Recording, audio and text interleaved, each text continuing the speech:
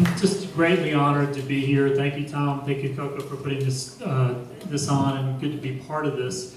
I'm going to tell you two quick stories that are real stories from Savannah State in my role as legal counsel, and that happened in the last couple of months.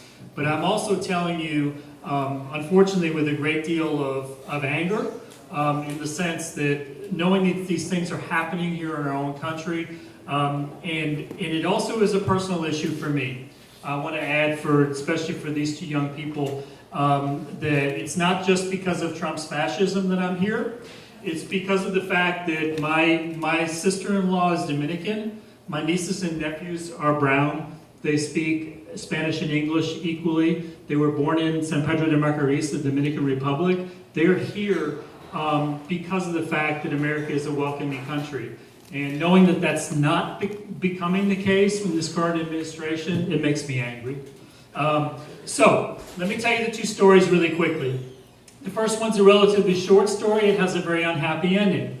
One of our best graduate students, who is here from Iran, she is an absolutely gorgeous young lady who is a graduate student. She doesn't wear a hijab, by the way. She wears jeans. She dresses in a very much of an American fashion. And if you put her in a picture, you would, in fact, she would be one of the most light-skinned members of the Savannah State student body. But the fact of the matter is that she came to see us right after the first immigration order came out. And her mother is in Tehran. Her mother is ill. She wanted to travel to see her mother, and she knew that if she traveled to see her mother, she may not be able to return to the university. She is here legally. She is one of our best students. She is now a student of a Canadian university. She left Savannah. She left Savannah State because she wants to be able to visit her family in Tehran. And she told me when I talked to her, she said, I left Iran because of things like this. So, we lost her. There's one that we're not losing. There's a young lady who I met with about 2 weeks ago. She's from Chile. I didn't know her. She's in her 30s. She's not a typical college student. She came because we have a very small but growing English as a second language program at Savannah State University. She's an accountant in Chile, and she wants to learn English much better.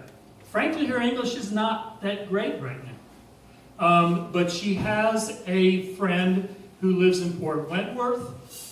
She doesn't mind me telling her story, by the way, so I'm not violating my legal perspectives. But she has a friend that lives in Port Wentworth that's married to someone there, and so she chose Savannah State because she has someone in this area.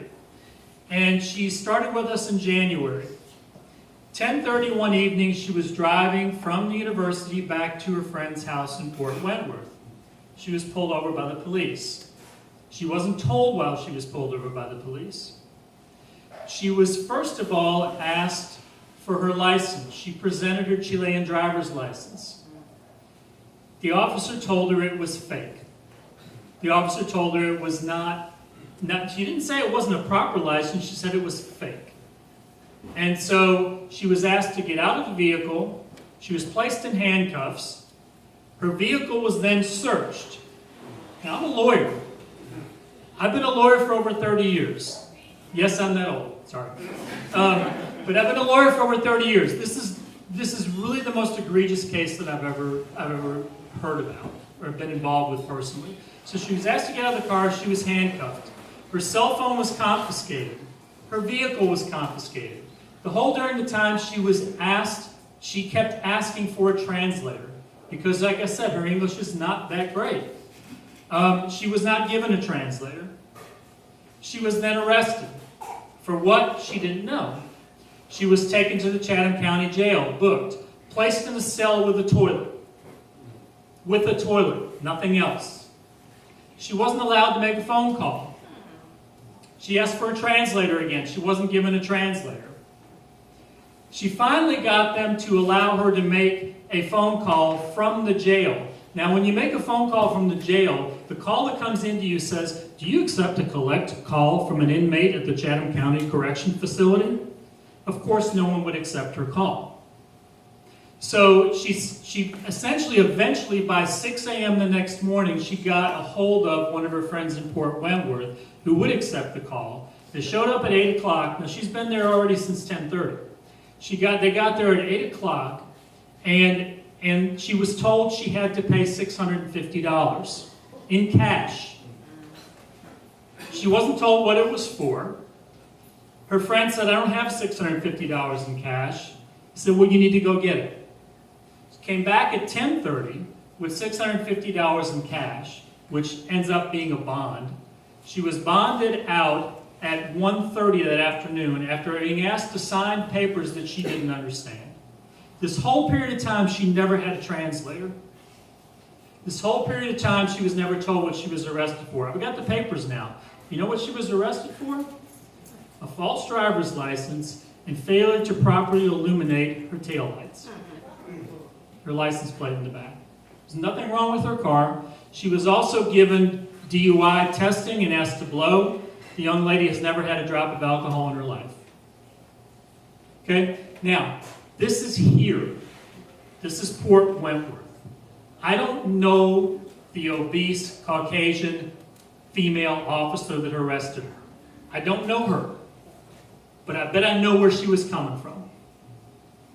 I bet I know where she was coming from. She was given permission to act on her prejudices. She was given permission to treat someone who sounded different, who looked different, in a different way. And so that's real. Now, this young lady called her parents. Her parents said, "My God, please come home to Chile. Please come home." And so far, she said, "Hell no. I'm going to go ahead and fight this. I'm going to go ahead and take it as far as we can take it." And I asked her in my interview with her, with the translator there, I said, "Are you courageous?" You know what her answer was? She says, "I'm from Chile." I understand. My family lived through Pinochet. It's humiliating to me to be a member of this country and have to hear a story like this of someone who came here for nothing more than learn the English language. She's going back. She's here legally.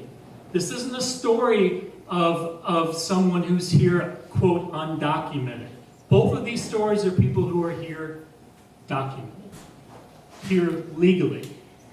And so the point I think that we all need to absorb and to strengthen ourselves to fight against, it's about much more than the facts of those we are dealing with. It's about the creation of an atmosphere of fear. It's about the creation of an atmosphere where people don't feel welcome. Whether it's Armstrong or Savannah State, I've been in and around higher education most of my life, and I can tell you all that we benefit from the fact that we have professors from all over the world. We benefit from the fact that we have students from all over the world. It's a more enriching experience. But I also go home and I think about my nieces and nephews who are here as very new immigrants to this country. And to have to explain to them that somehow we are wanting to treat them as something less than the rest of us, it absolutely doesn't compute. It's not even conceivably possible to be able to explain that. And so I'm gratified. You know, I heard just lastly, I'll finish up by saying I heard the story of Mr. Buttermer about Irish immigrants. You know, my dad's mom's family came from Belfast for the same reasons that your family did, and suffered through some of the same prejudices. But what we're dealing with now is something far more sinister, because I think some of the cultural prejudices and things that people developed in those times weren't so hooked into political gain as they are today. This is about political power and political posturing and political gain. And we've got to tell these stories. I put on my Facebook page the story of the young lady from Iran. And I had and those of you who know me know that I have friends from all sides of the political spectrum. And I had some people post on there, well, that was her choice to go to Canada. She made the choice. She couldn't stick it out here. She wasn't a true American. She wasn't a true believer. No. This is what people will say and think. And so we've got to be able to step forward and say that this is not only enriches us as Americans, but this is all of our history. Whether we want to admit it or not, it's all of our history. And so we are fighting for all those ancestors who came here from other places. And I'm, again, thrilled to be on this platform, but I'm not thrilled about why we're here.